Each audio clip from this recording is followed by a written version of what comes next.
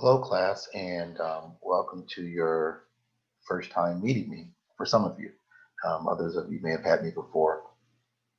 In this quick presentation, we want to talk about what you could expect in this coming semester. We're going to cover the class structure. We're going to talk about, what it takes to be successful in the class and a number of things to help make the transition for you into this class much easier.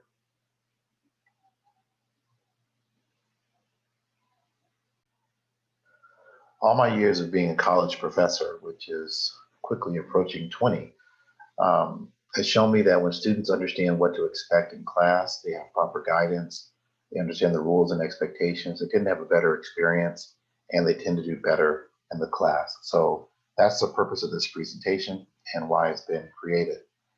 We'll talk about communication and ethics. We'll talk about academic dishonesty, calculating your grades, and the class structure and overview.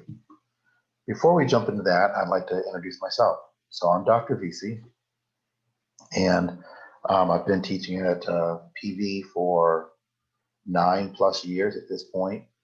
And before being at PV, I taught at a number of other universities, including Clark Atlanta University, Houston Tillotson, University of Texas San Antonio, and before that, I also worked in corporate America. So I worked for companies like NCR, IBM, Dell Computers, and a number of marketing roles throughout my corporate career. I have a family, so I'm married, and I have three wonderful children. These are my boys right here. So, I put this content in here just to let you guys know that, us professors, we are people too. And, we have good days and bad days. We have work overload and times where we kind of feel like we have everything under control. And I know that as students, you guys definitely have that as well. It's easy to forget because you're in the role of a student, that the professors all experience the same things as well. So just bear that in mind throughout the semester. And lastly, in addition to my kind of academic life, my home life, I am also a business owner, a real estate investor. So I own real estate. I buy real estate, fix it up, rent it out, flip it, um, all the typical things that you see on people do on television, where they're kind of highlighting, real estate investing. I've taught real estate seminars for many years and mentored probably 100+ other real estate investors. And one of the things that I'm really especially passionate about is helping people use real estate to be able to retire early. And that's something that I do on a consultant type basis, specifically helping people place real estate within their retirement accounts, so their 401ks, their IRAs, stuff like that, so that they could get the rental income as a return, as instead of just relying strictly on the stock market. So a true type of diversification. All right, that's enough about me. Let's talk about the class and the class structure. A couple things that you should know about this class before we get started, and I kind of put this in a true false format. First off, as a professor, I'm here to help you succeed in your education. True. I'm here to teach you, and I want you to learn. As a matter of fact, my academic pedagogy is the belief that I want to measure how much of the information in the class you've acquired and you're able to retain. Okay. So not necessarily, oh, did you get an A on this test? But my goal overall is to understand, do you know the content? Do you know the material? And if you do, then I want your grade to reflect that amount of knowledge. So you can see that I definitely have a big problem with people who engage in academic dishonesty, because you're reporting that you know something that you really don't know, right? I want you to communicate with me, and I want to give good grades. Some professors may seem as though they derive some type of pleasure from giving students bad grades or making it tough on them. I'm not one of those faculty members. I want you to get a good grade, and I want your grade to reflect your knowledge. Here are some statements that are false: that I'm out to get you, that I'm out to somehow punish you, or I seek to control students in their academic performance. Those things are completely false. So if you find yourself struggling throughout the semester or having some difficulty, don't succumb to those negative assumptions. Instead, reach out to me, let me know what's going on, so we can devise a program of assistance for you. The way this class is structured, it's what I call a reinforced self-paced structure. And this means that all course materials and content are made available at the beginning of the semester. You do need to follow them in order. So there are constraints put in place to make sure you do module one before you start module two. Before you do module two, before you do module three, you must finish and complete module two. Nonetheless, all the content is available to you at the beginning of the semester. Now, I reserve the right to make changes, tweaks, to add content, to remove content as needed for the evolution of the class. So don't get hung up on that in terms of thinking that things can't change, because they always can, right? But for the most part, that doesn't really happen very much. So all the assignments, quizzes, and exams that are required are published at the start of the semester. Um, Along with this work, are deadlines. So as these deadlines approach, you're supposed to complete the work for that module on or before that deadline. And the deadlines are progressive. So as we get later on in the semester, the modules for, that are later on, so say module 8, 9, and 10, those will be due at those times. So you can kind of follow the normal schedule with the deadlines, and you'll finish the course right on time, no problem. If you are very organized and you choose to work ahead, then you could do that as well. Now, mind you, any lectures that I may be giving, if I'm giving online lectures or anything like that, they're going to follow the general schedule as outlined here. And you can go to the syllabus page to see the deadlines for all of the course modules. Okay. You should also note that for each course module, there are online lectures that are already recorded. You have PowerPoint presentations. You have some readings you'll need to do. You'll need to do an online assignment, which will consist of a short quiz that after that assignment, and then there's an end of module quiz. So right here, so you'll have exams, quizzes, online assignments, participation points, and then extra credit. It's important to note that extra credit is given out at the discretion of the professor. It is not a right. It is not something that's guaranteed to every student. Extra credit is a benefit that is oftentimes given. It is possible to have that benefit revoked if you are engaging in, academic dishonesty or being excessively rude and disruptive in class. Then, certain classroom privileges can be revoked, and extra credit would be one of those. Now, every semester that I've taught over my entire academic year, there've been some students who've ran into unique life-changing situation. It happens every semester. It may not be you this semester, but it's probably going to be one of your classmates. And when these unexpected things happen, such as a death in the family, a car accident, something unexpected, students sometimes fail to submit their work on time. So here's how we handle missing work or incomplete assignments. The assignments are due on the deadline. However, you're able to still go in and submit the work even though it's late. The system will just flag it as being late, and you'll get a small point reduction for being late.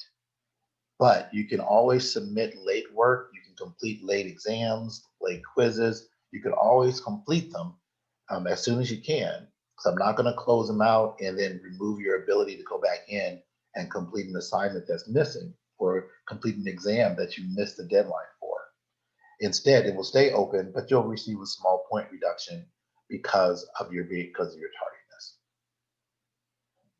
It's important to note also that on the last day of class, that's when all work is due.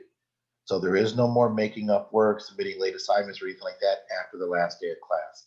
So it's very important that you manage your schedule in such a way that you complete the work on or before it's due, but definitely all work is submitted by the last day of class. During the last part of the semester, as a professor, I'm beginning to switch gears, and I'm focusing now on grading everything because I have to get prepared to quickly submit final grades as the semester ends. So it's so important, get your work in, get it in on time so that I can get the final grades computed and submitted to the registrar. Now, this class has a very strong online component. As such, you will need the proper technology to access the course materials, be able to take the exams and quizzes. Now, this slide here, we talk about the required technology. It is very strongly recommended that you have a laptop Okay.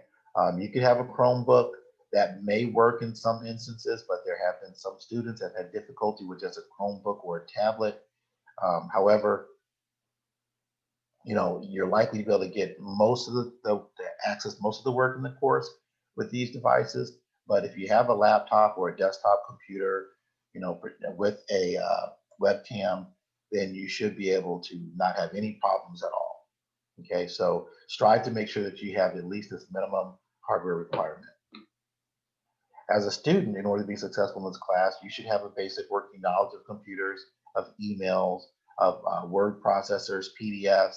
You should be able to work and navigate those things. These, at this point in your academic career, these things should be um, as easy as writing in cursive.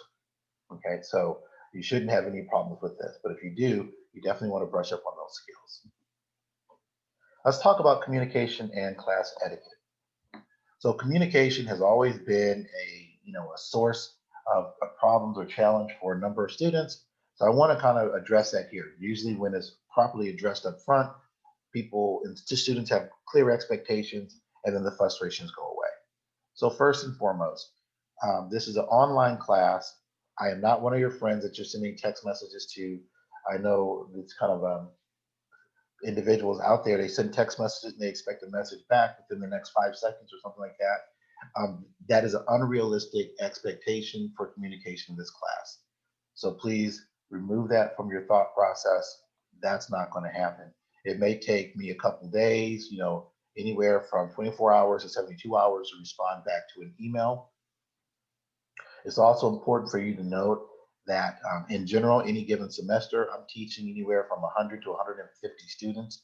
That means I could have, 100 to 150 emails a day coming in, right, based on student concerns or questions or what have you. So do not expect a rapid turnaround response to an email. That's unrealistic. What you can do if you need to answer quickly or there's something really bothering you, join me on office hours, and that way we could address whatever your question is, your concern is real time. But if we're going to address it via email, which is a very common way of communicating, do not expect the response to be, right away. Okay. Second, it is important that if you're going to send me an email, that you send me an email the right way. All emails to me should come through the Canvas/eCourses platform.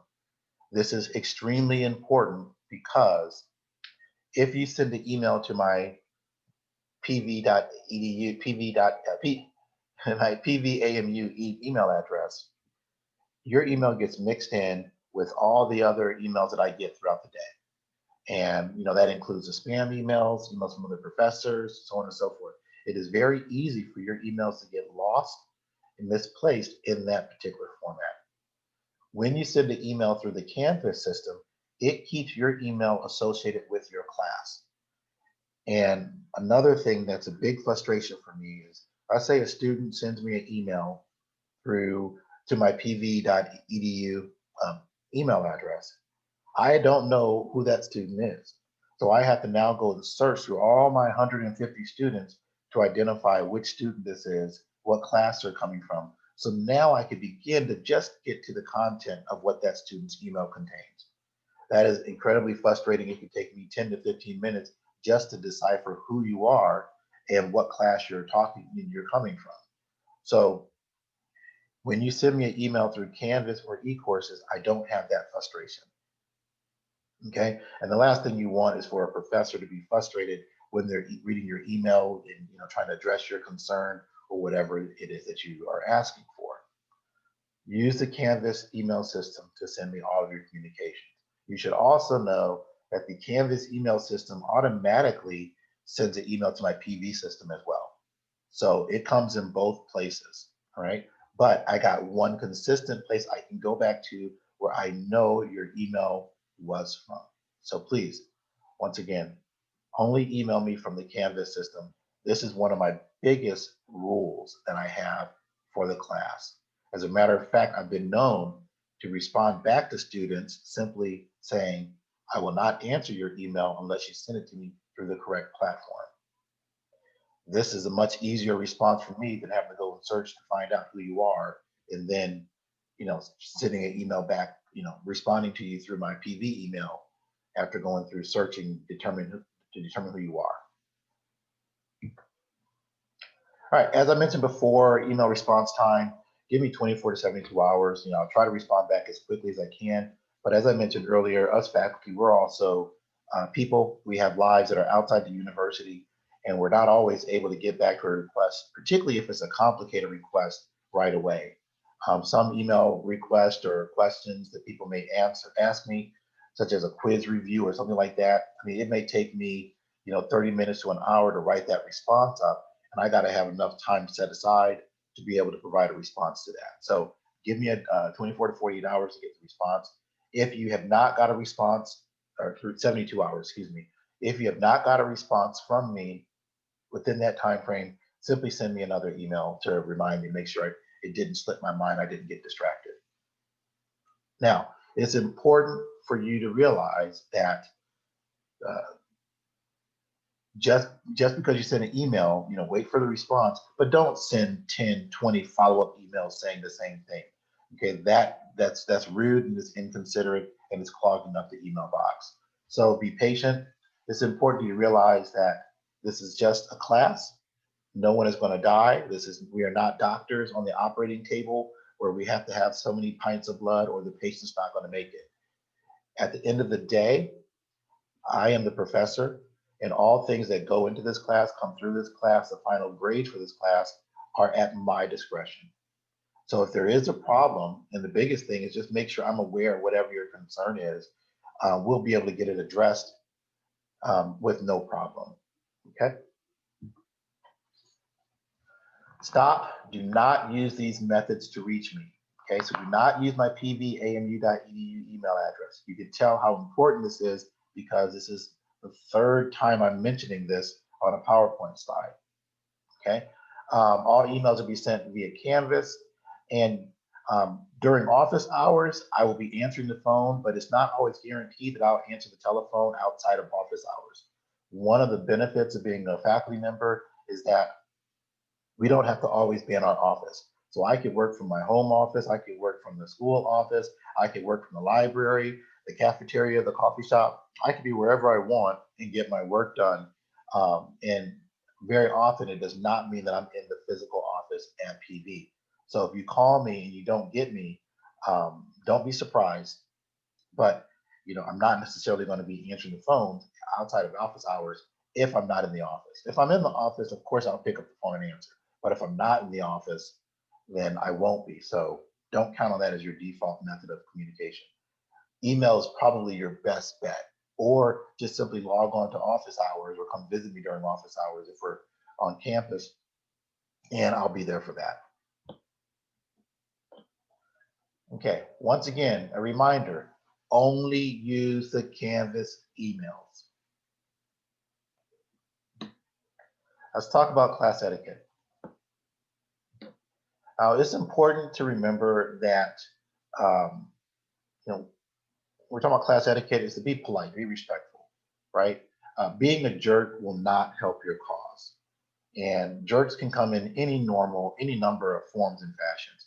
A jerk could be that one student that's so overly concerned with earning his or her A that they insist on preferential treatment. They insist on being the center of the professor's attention.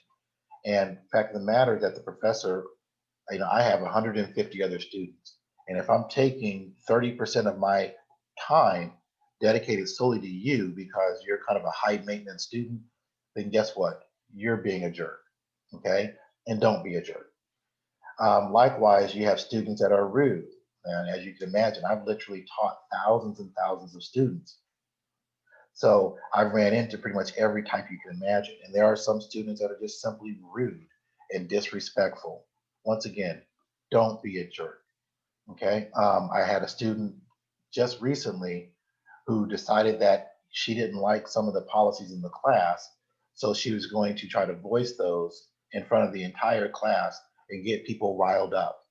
And sure enough, she did that. And me trying to be respectful to her, I entertained the conversation, answering her questions, explaining why certain policies in the class existed, only to have her continue to go on and insist that they were unfair to her and other classmates. Two or three other classmates eventually joined in. Next thing you know, there's four or five classmates that are just kind of dominating and voicing their discontent with some very basic rules that I have in the class, rules that we're going over now, by the way, and basically tried to take over the class in that sense. Now, as a professor, I'm not going to stand for that. That's not going to happen. It's not going to be on my watch. And I shut them down immediately. Okay. And then further conversation along those lines was strictly prohibited or not allowed in my class. And to which I followed up with her individually about her inappropriate behavior and insisted to her that she wants to keep that up, she could exit the class. So don't be a jerk. Being a jerk, being rude, being disrespectful, sending disrespectful emails, all it does is encourage the other person to respond to you in kind. Okay. And as a professor, I'll simply opt to have you drop the class or have you removed from the class if that's the case. Lastly, I would say this here. It is generally considered a good thing when the professor can remember who you are by name or by face. Like, oh yeah, I remember you, Antoinette. Or, oh yeah, I remember you, Jaden. Yeah, you're. And it's good if they remember you by name, particularly in a positive manner. It is not work for your benefit for the professor to remember your name in a negative manner. Ah, I remember her.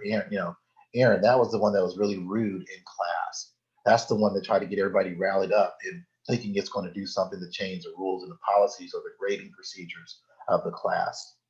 So now, as I'm going through doing my final gradings and marks and everything else, any kind of benefit or consideration that may be given to a person who may need it, you're definitely not going to get that benefit or consideration.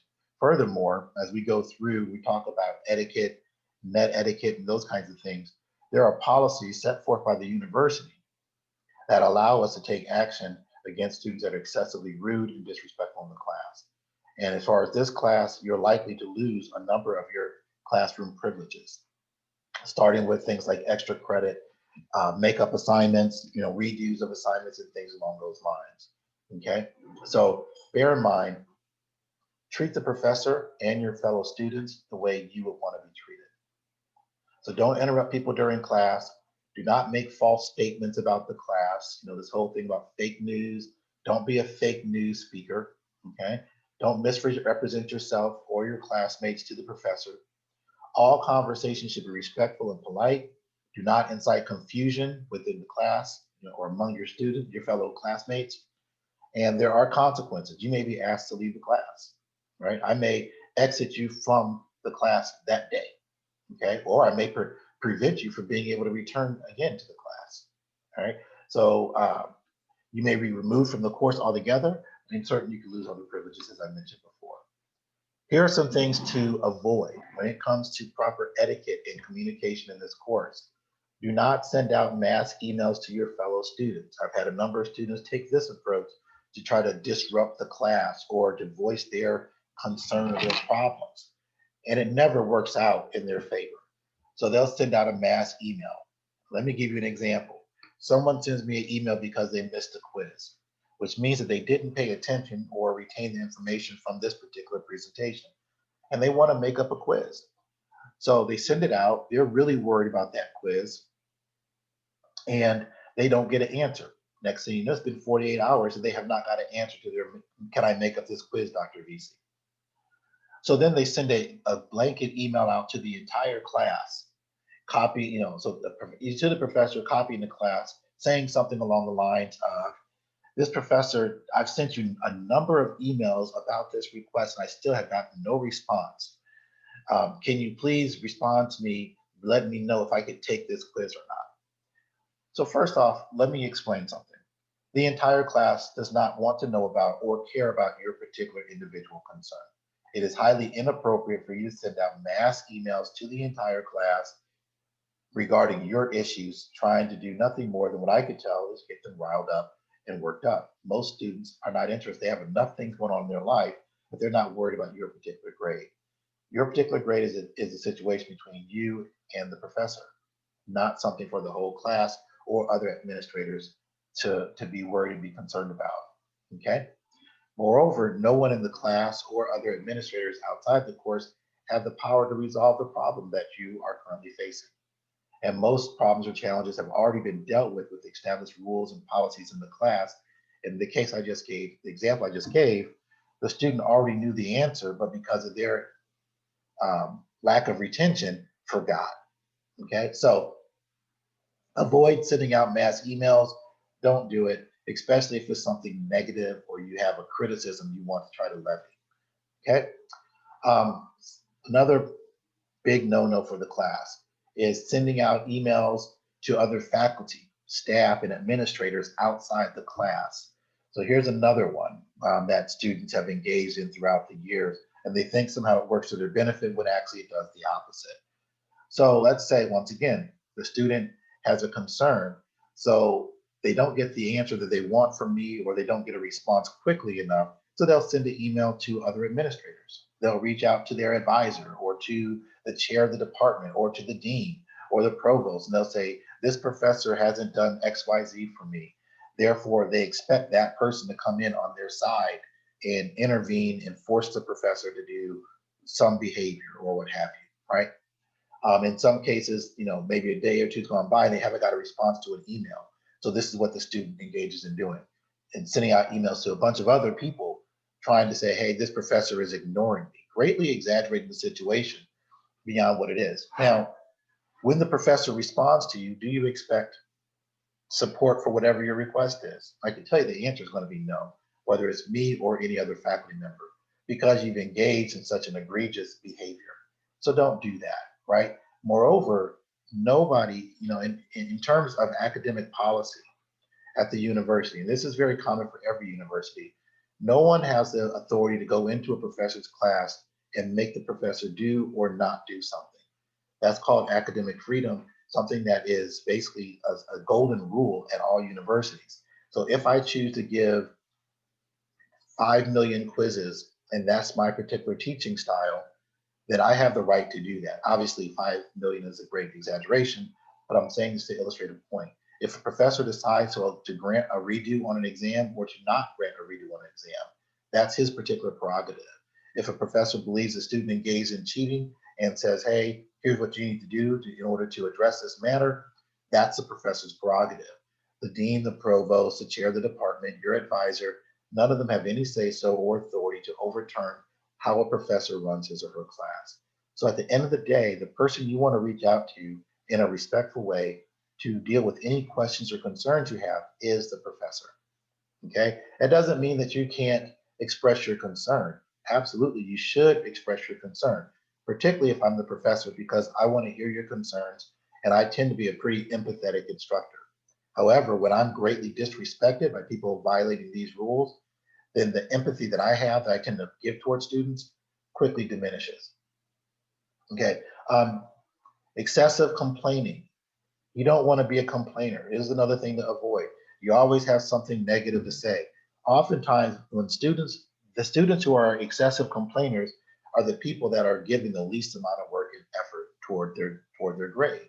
They want the grade basically given to them. Now, this is how the faculty tends to see these people who are excessive complainers.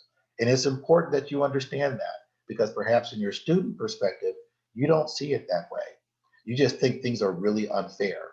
But as you're expressing these complaints over and over again, the faculty hear it much differently. And they hear a student that doesn't want to follow the rules, a student that doesn't want to do the work that's being asked of them, and a student that, frankly, is not willing to study and engage in material like he or she should, because they're capable of learning just like every other student in the class. And if I have multiple students that are earning A's and B's in the course, and you're not, what's the difference between you and them? That's how faculty tend to look at it. So before engaging in excessive complaining, you should look at your own actions and make sure that you're doing what you need to do. If you have a problem or a concern with work, what I'd recommend is that you sit down with me and let's put together a plan to get your grade back on track.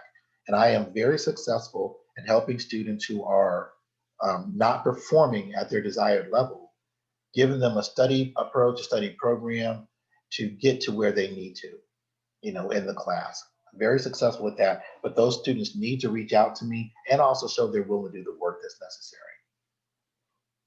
In general, don't be rude and disrespectful to the professor or other students.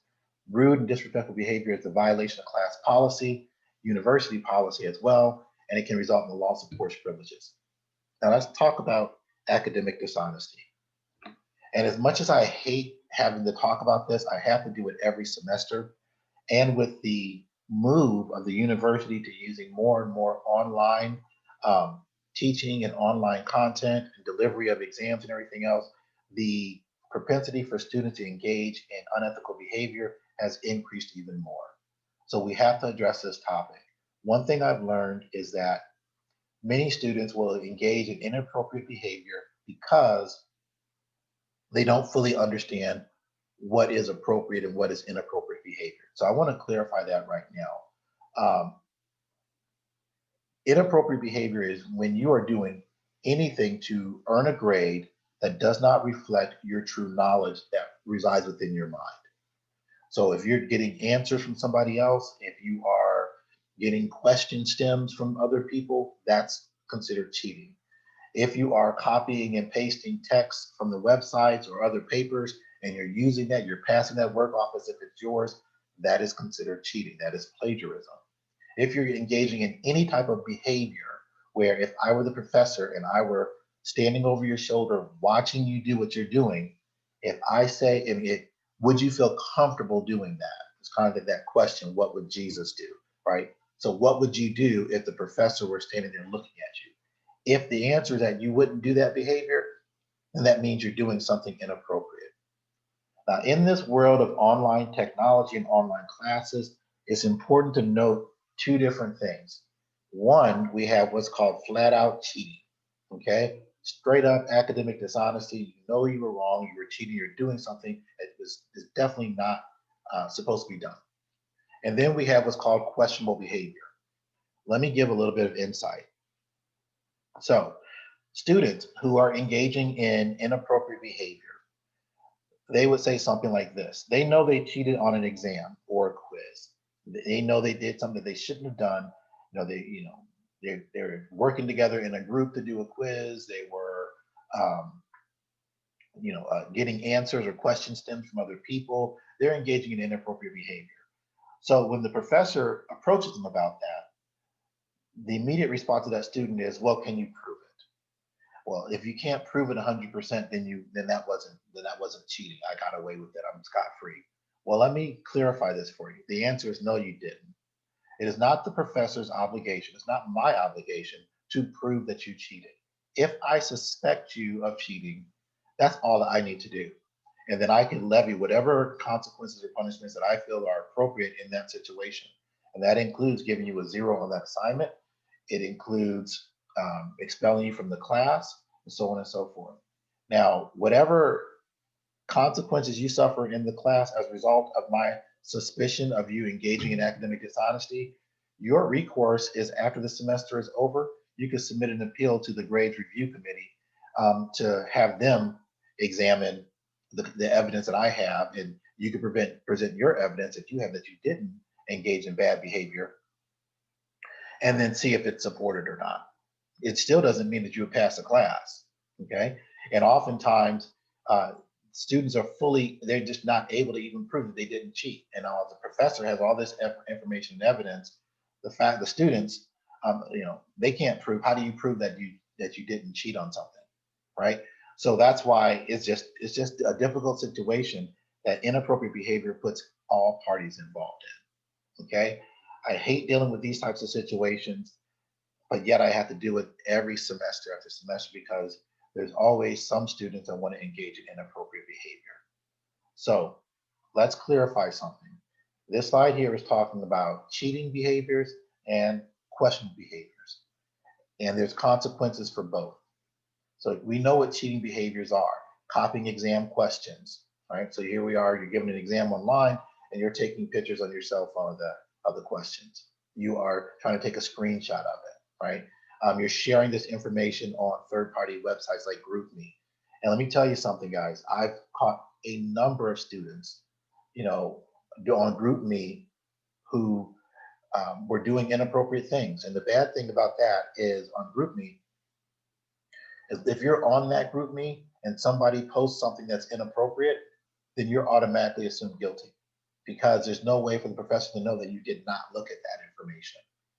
So my advice strongly is that I would avoid those types of GroupMe sites, because if it does come down to a situation of cheating in the classroom and your name is on that site, then you're automatically subject to the same penalties as the person who was posting that information. It's just a very dangerous situation to put yourself in, because you're at the mercy of other people. And many of those other people may not have the same ethics that you have. So I would recommend avoiding those types of GroupMe sites, particularly for my class, because I have always found ways to get access to that information. And when people start to be disrespectful with it, then I find out that I have to hold everybody on there accountable. Googling questions while, Googling questions and answers while you're taking a quiz, that's cheating. Sharing exam quiz and content with other students, that's cheating. Using third-party websites like GroupMe to share inappropriate information, cheating, right? Plagiarism, cheating, okay? So here are some things that are not straight cheating, but they're questionable behavior. And these are things that as a professor, we can take action on as well.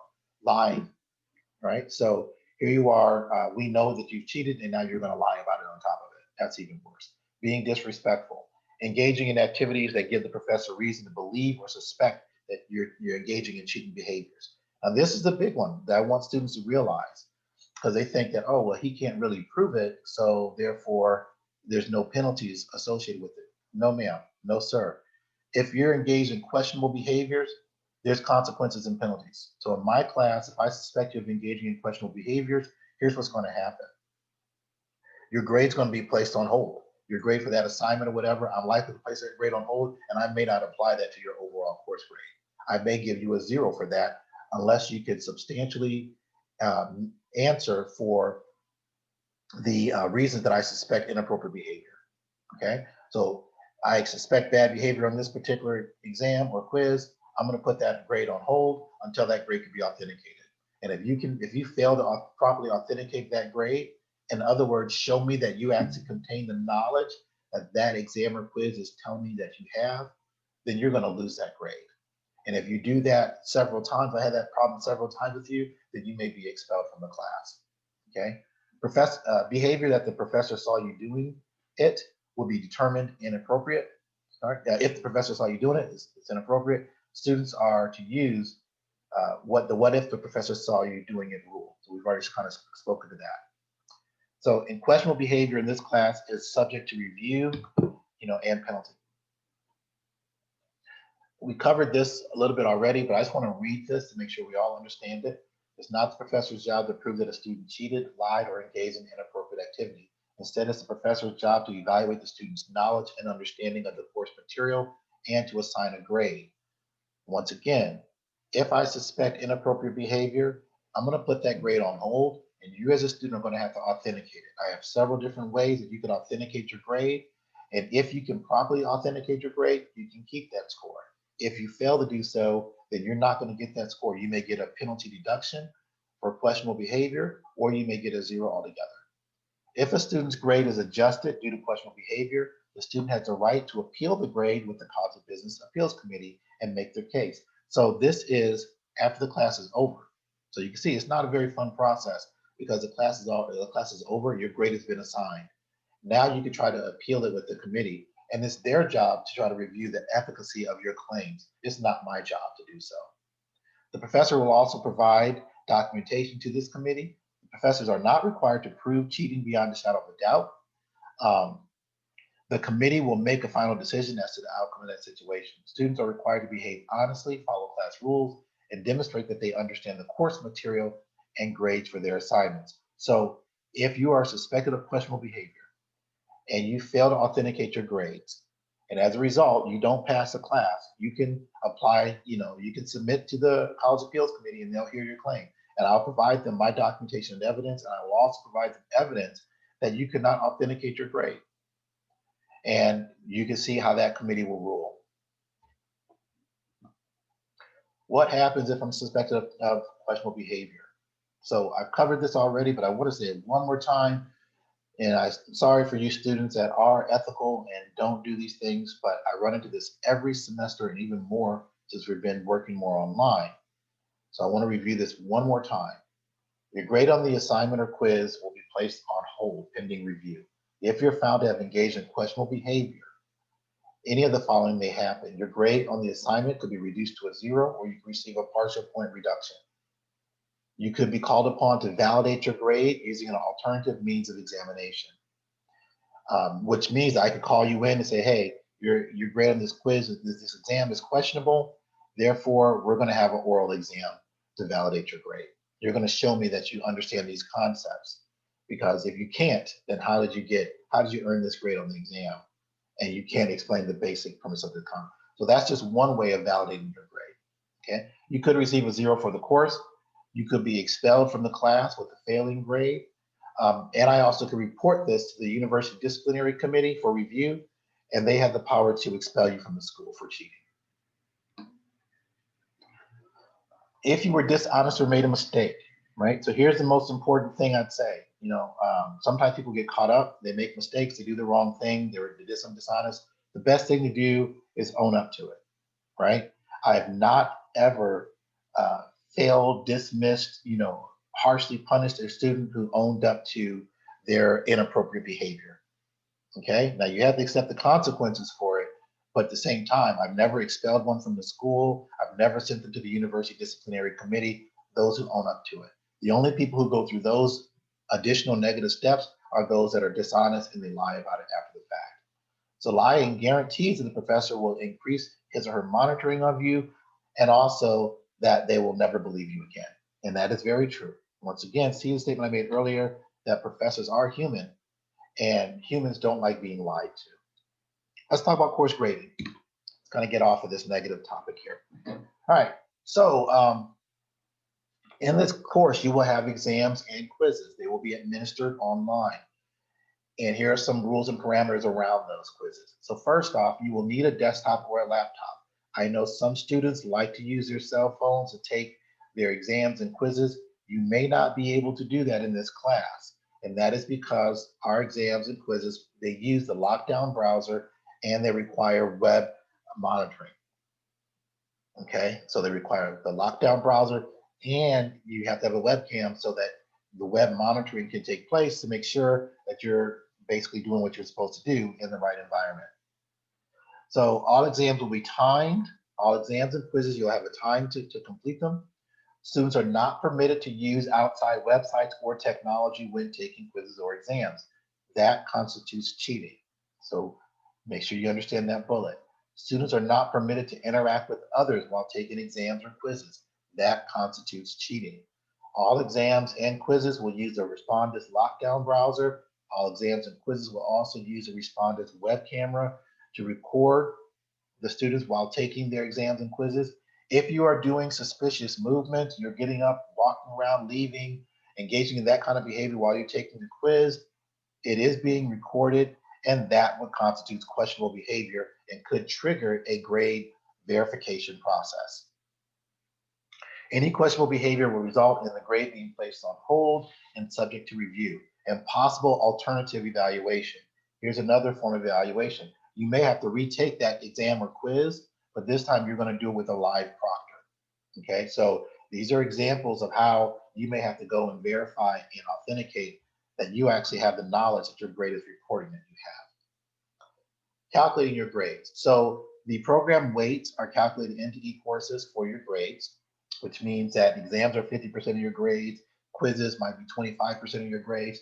I have all that programmed already into the Canvas system. So the grade the Canvas reports should be relatively correct. Okay, but it's always recommended that you calculate the grades manually yourself. Okay, and it's a simple weighted average. It's very easy to do. If you have questions on how to do that, just see me and I'll be happy to show you how to do that. Now, here are some reasons why your Canvas grade could be a little bit off if not all grades are graded. So maybe there's something I have to manually grade and I haven't put that in there yet, or there's work that you're missing, or there's late points that may be deducted, but Canvas is not taking the correct amount of late points off.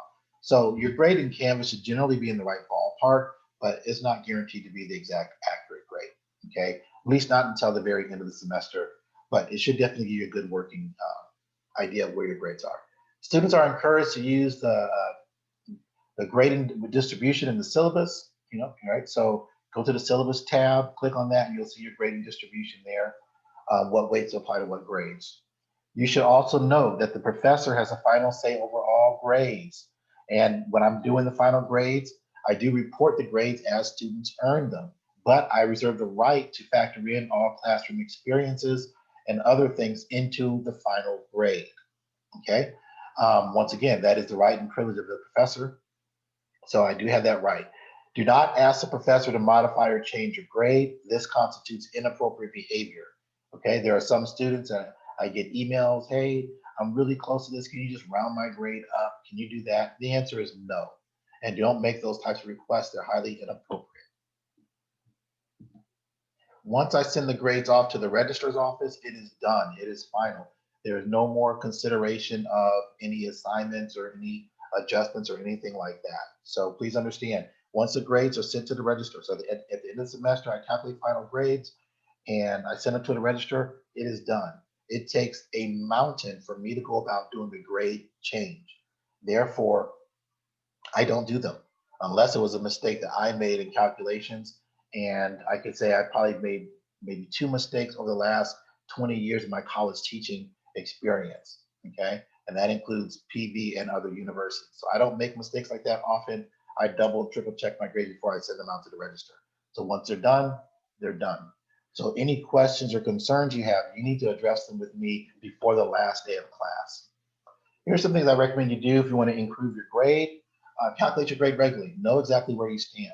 Complete all the work on time, right? And don't miss work. That's one of the biggest things to lower your grade, because when you miss work, I got to give you a 0 for that assignment. And that brings down your average for quizzes or your average for exams dramatically. So make sure you always submit something. I don't care how late it is, submit it. Even if it's a month late, submit it, okay? Stay in communication with the professor. Let me know if you have any problems or challenges. Um, Look, I know challenges happen every semester for some students. I mean, there's going to be a student that I teach that's going to have a problem that's very unique and difficult. You need to communicate that with me. Let me know what's going on, because I have the ability to help you. As a matter of fact, what I like to say is, before a person engages in cheating behaviors, get in touch with me. Look at me as your study partner, because I'm your best study partner. Not only do I know all the content, but I also have special techniques and things that I can do on the backside that no other student can do. And I'm willing to do those things to help you earn the grade that you need to get. The key word there is earn the grade that you want to get to receive. Okay. So stay in touch with me. Let me know. Do not let your pride stop you from sharing something with me that I may need to know, because it's affecting your performance. It's very important. I've had students who've given babies. I've had students who had rare diseases. I've had students who've gotten into car accidents. I've had students whose parents passed away. These are things that impacted their performance, and I was able to help them deal with it to make it through the class successfully. Be organized.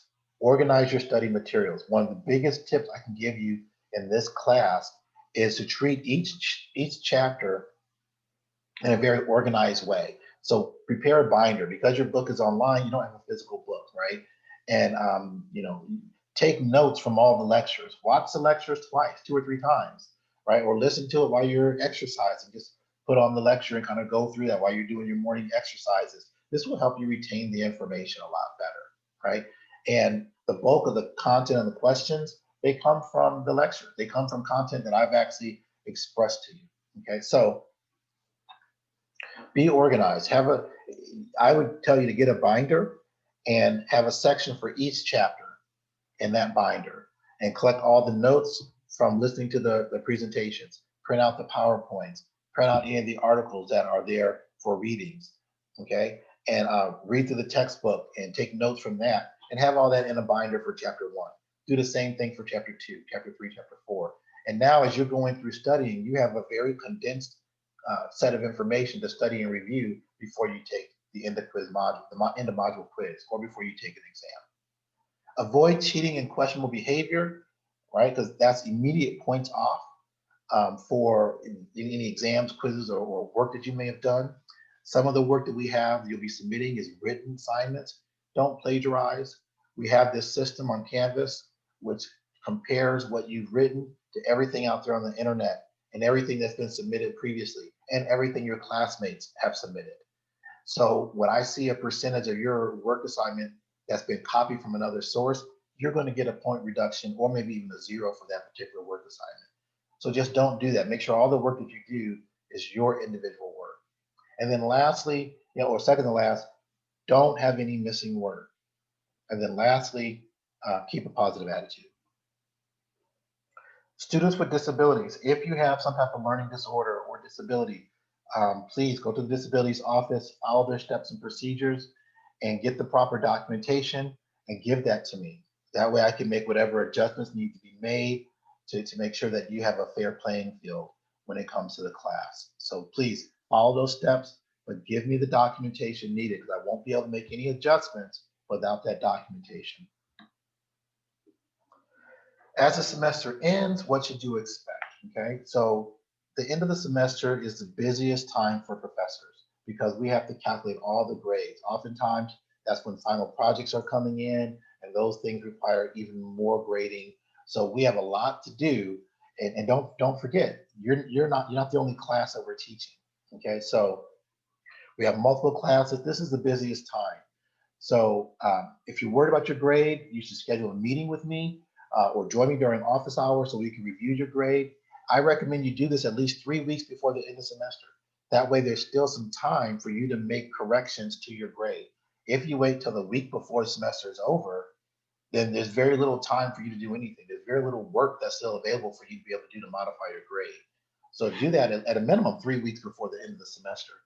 The last day of class will be the last day to submit any work for this course. Okay, that's my hard cutoff. So make sure any work that's missing is submitted before then.